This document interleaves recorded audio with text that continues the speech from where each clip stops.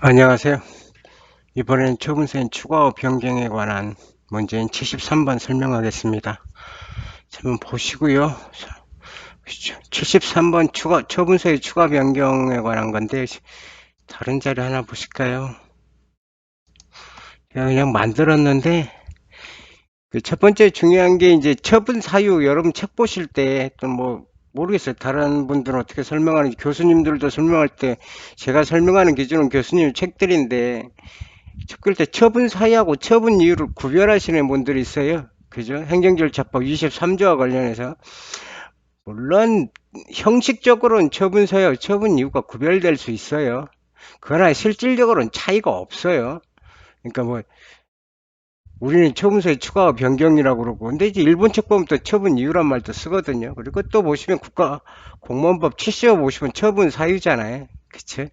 그러니까 너무 어렵게 생각하지 마시고요. 서로 또 엄밀히 구별할 수도 있는 경우가 있는데 그런데 그런 실익이 없어요.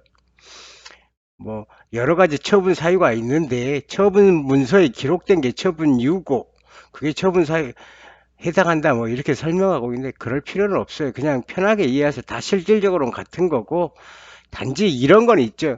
5개의 처분 A라는 처분을 하기 위해서는 행정청이 보기에 5개의 처분 사유가 있는데 5개를 다 적시할 필요는 없죠 문서에. 그죠? 꼭 그럴 필요도 없는 거고 특히 징계 사유와 관련돼서 문제될 수 있는 건데 그 중에 5개 중에 3개만 했다 그래서 3개가 이제 처분 이유가 되는 거죠. 제시된 게. 그죠? 그리고 또 그게 처분 사유가 되는 거고 여러 가지가 될 수 있으니까 너무 걱정하지 마십시오. 이제 두 번째가 처분 사유에 소송법적 의미가 있는 거죠. 이게 소송물을 구성하는 요소이냐 아니냐 이렇게 두 가지가 있죠. 공적 방법이냐 소송물의 구성 요소냐. 취소성의 소송물은 처분의 위법성 일반이죠. 위법성 일반을 알겠는데 그럼 이 처분을 특정하는 방식이 뭐냐? 이게 제일 중요해. 처분을 특정 방식은 뒤에서 이제 설명하겠지만 처분자, 상대방, 처분 주분, 처분 일시 보통 네 가지로 구별을 해요. 그러니까 처분 사유는 어떻게 돼요? 청구 원인에 기재되어 있는 뭐가 되겠어요? 공적 방어 방법이에요. 그러니까 소변경이 아니라는 거죠. 소변경이 아니라는 거. 근데 알다시피 행정소송법에는 소변경은 규정돼 있죠. 그래 처분사의 추가 변경 규정이 없어요. 그러니까 소송행위인데 법원의 재량에 의해서 인정되는 거죠. 개념 보시죠. 자 보세요. 소송 계속 중 처분 사유로서 게시된 범실 부정합성 폐의석 우려가 있는 경우에 피고가 승소를 하기 위해서 소송 계속 중에 소분 사유를 새로 추가하거나 대체하는 소송상의 행위죠. 피고의 소송상 행위예요. 개념 구별 나중에 이제 여러분 제가 여러분이 요청하거나 뭐가 있을 때 이론 설명할 때 다른 개념과 구별이 왜 필요한지 설명해 드릴게요. 숨기는 거 엮기는 있겠죠. 다 아실 거고 그냥 이게 눈에 띄는 거예요. 그래서 허용 여부가 문제가 되죠. 법률의 규정이 없죠. 허용 여부에 대해서. 그럼 어떻게 결정해요? 판례가 결정하게 되겠죠. 그럼 엮기능과 숨기능 사이에 이익 형량의 문제죠. 그래서 전부 부정한다. 전부 긍정한다. 안 되겠죠? 일정한 경우에 인정한다. 그죠? 판례는 보시면 어떻게 하고 있어? 이게 들리죠. 그죠? 이유가 있고 한 개 뒤에 설명하겠지만 보세요. 행정청으로 방어권을 보장하고 실체 구현하고 신뢰를 보호하고 취지해서 어떻게 돼? 기본적 사실관계 동일성이 인정되는 경우만 허용한다. 그럼 기본적 사실관계 동일성이 뭐냐? 이제 뒤에서 설명할게요. 그거 보시면 돼요. 그 다음에 소결 원칙적 부정, 예외적 규정 이렇게 돼 있지. 판단 기준은 뭐냐? 처분의 동일성의 문제죠. 뭐, 말씀드렸잖아요. 위법성 일반할 때 처분의 위법성 당해 처분 주체 상대 이시간다. 이게 처분 사유는 아니란 말이에요. 그럼 처분 사유 동일성 문제는 어떻게 가냐? 당초 처분을 공사한 이유와 기본적 사실관 동일성이 있는지 유무라는 거지. 그럼 누가 할 수 있냐? 피고인 행정청이 한단 말이에요. 그죠? 법원이 직권으로 할 수 있냐? 그죠? 가끔 논란이 됐죠. 그러니까 26조 보시면 어떻게 돼 있어요? 주장하지 않는 사실도 판단할 수 있다 이렇게 돼 있죠. 그때 주장하지 않는 사실은 어떻게 돼? 애초에 아무 없는 게 아니라 적어도 기록에 현실된 직권으로 증거 판단할 수 있다 이렇게 돼 있죠. 그래서 할 수 있단 말이에요. 26조 때문에. 그래서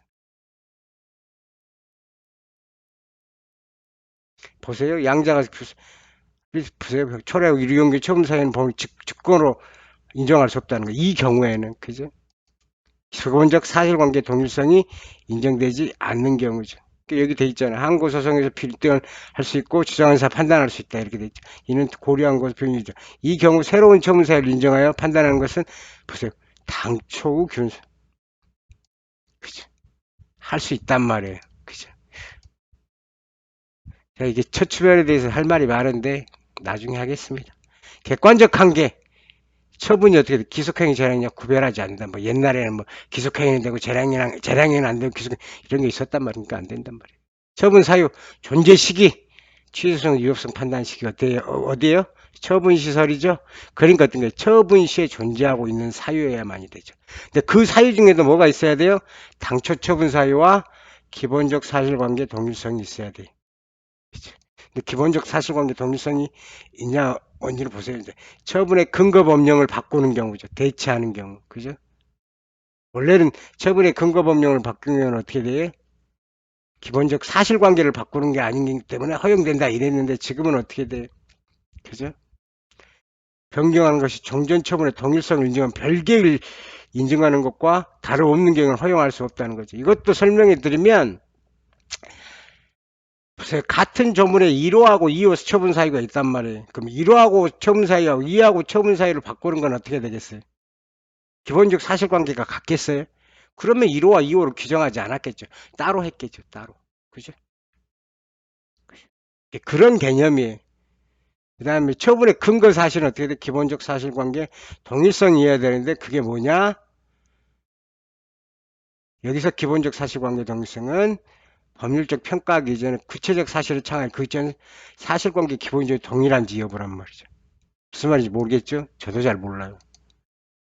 왜 모르냐면 말이 어렵잖아요. 그러니까 제가 쉽게 좀 설명해 드리면 사회적으로라는 거잖아요. 사회적 사실관계가. 남들이 보기에란 뜻이에요. 남들이 보기에 같은 행위로 보여준다. 법률적 평가라는 게 그거잖아요. 살인이란 개념은 그죠? 목을 졸라 죽여도 살인이고 칼로 찍어도 죽어 살인인데 목 졸라 죽인 것과 칼로 찔러 죽인 건 다른 개념이죠. 사회적 사실관계가. 그쵸? 일반인들이 보기에 보통 평균적 사회 통념상 보기에 같은 행위로 보여진다는 거죠. 같은 사실관계라고 보여져야 한다는 거죠. 근데 그걸 누가 알아? 결국은 판단은 판사가 하는 거니까. 모르는 거예요. 그죠? 물론 항상 말씀드리지만 뭔가가 동일한지 틀린지는 쉽게 해서 1%짜리하고 100%짜리를 비교하는 건 의미가 없어요. 항상 뭐가 문제예요? 51%하고 49%의 문제지. 근데 그건 어려워요. 전문가 영역에. 그래서 어떻게 돼요? 여러분들 판례를 외울 수밖에 없는 거죠. 그게 가슴 아픈 현실이죠. 그러니까 처분사의 추가 변경에서 여러분 어떻게 생각해요? 문제가 어려우면 어떻게 돼요? 판례를 외우는 거겠죠. 그죠? 그게 제일 어렵죠. 왜? 시험장에 가서 그게 기본적 사실관계 동일성이 있는지를 판단하는 건 바보죠. 그렇죠? 판례가 있는 걸 내겠으니까 이건 법원이 판례가 있다고 판단했다 없다고 판단했다 바로 찍어내야 되는 그죠? 그래서 어려운 거예요. 시간적 한계는 어떻게 돼요? 사실심 변론 종결 시까지 주장해야 돼요. 하려면 가능해요. 이게 시간적 시점이에요. 그치? 원래 징계처분에서 시작됐어요. 징계처분에서 83년도 그죠? 징계처분에서 시작됐어. A라는 징계사유가 B라는 징계사유를 바꾸는 경우죠. 이때부터 뭐가 됐냐? 이제 기본적 사실관계 동일성이라는 얘기가 나왔어요. 그러니까 저 넘어가서 처분서의 추가 변경은 어떻게 돼요? 제가 지금 간단하게 말씀드린 이론적인 문제가 나올 거냐? 아니면 다음 판례를 하나 사실관계를 주어놓고 A라는 거 B라는 게 기본적 사실관계 동일성이 인정돼서 처분서의 추가 변경이 허용될 거냐가 물어보는 거죠. 후자가 어렵죠. 왜? 외워야 되잖아요. 그리고 사실관계가 여러분 알다시피 개별 법률 나오잖아요. 강론 법률 나오니까 입에 또 안 붙죠. 그런 것들이 있죠. 근데 이번 거는 좀 다행스럽게 나왔네. 한번 보도록 하겠습니다. 1번 처분서의 추가 변경 판결 시 객관적으로 존재해야 한정돼. 아니라 그랬죠. 처분서에는 언제 존재해야 돼요? 위법성 판단 기준 시점에 존재해야 돼. 그죠? 이후 사유는 새로운 사유예요. 그러니까 여러분들 기속력이 미치냐 안 미치냐 문제 되겠죠? 그 뭐지? 기준 시점이 문제돼요. 그 다음에 법률에 규정 없어요. 그 다음에 사실 변론 조건 것이 허용된다. 이렇게 되겠죠, 여러분들? 그림이 이렇게 돼요. 처분시, 소재시. 그러니까 처분 사유는 어떻게 돼요? 처분시 이 안에 있어야 돼요. 그죠? 그리고 처분 수사 변경은 여기까지 주장해야 되고요. 그쵸? 그쵸? 허용된다. 맞죠? 여기까지 주장해야 되죠. 그 시간적 한계라고 설명드렸죠. 나중에 되면 이제 여러분들 다음 문제 가면 이제 판결 얘기가 나와요. 여기는 조금 짧게 썼는데 뒤에 판결 내용을 결정하고 판결서를 작성하고 판결을 선고하고 그 다음에 뭐가 있어요? 판결의 효력이 있죠. 4번 처분서 추가 변경은 신뢰를 보호하기 제한적인 맞죠? 허용 여부 그죠? 보셨으면 알 것 같고 5번 아니야 뭐 처분 금령한 추강은 허용된다 말했죠. 이렇게 원래 구체적 사실관계의 변경이 허용되지 않는 범위 내에서 허용된다 이렇게 돼 있죠. 저집에는 말씀드리지만 어렵다면 어렵고 또 간단하게 생각하면 쉬운데 여기에 많은 것들이 붙어 있어요. 뒤에 판례 보시면 이제 처추변 했을 때 기판력과의 관계, 기성력과의 관계, 그죠? 다른 사유들과 문제 있으니까 한번 보실 때 항상 말씀드리지만 그 수험을 준비할 때 가장 중요한 게 뭐냐면 선입견에 빠지는 거예요. 편견에 빠지는 거. 근데 그걸 막는 가장 좋은 방법은 이래도 갈 때 아주 정확하게 보는 거예요. 꼼꼼하게. 이래도 갈 때. 아니면 가장 중요한 사실은 정확하게 이해하는 거. 뼈대를 잘 갖춰 놔야 된단 말이에요. 그걸 못하면 2회독하네, 3회독하네, 4회독하네 의미 없어요. 시간 낭비. 나중에 가면 또 수험 기일이 가까울수록 더 그래요. 그러니까 제가 항상 강조, 1회독할 때 아주 정확하게 보세요. 그게 싫다. 나는 어차피 시행착오를 반복하는 속에서 내가 틀린 걸 발견하겠다. 그러면 빠른 속도로 계속 한 10번 봐야 돼. 10번. 자기 스스로. 아니면 좋은 강사님 택해서 한 번 볼 때 정확하게 보시던가. 어느 방법을 선택하는 건 여러분의 몫이에요. 근데 여러분이 알아서 선택하시는데, 근데 제일 중요한 건 처음에 배울 때 아주 정확하게 배우는 게 훨씬 더 수험 시간을 단축하는 길이다 이거죠.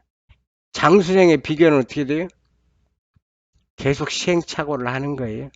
그러지 않았으면 합니다. 오늘은 여기서 마치겠습니다. 수고하셨습니다.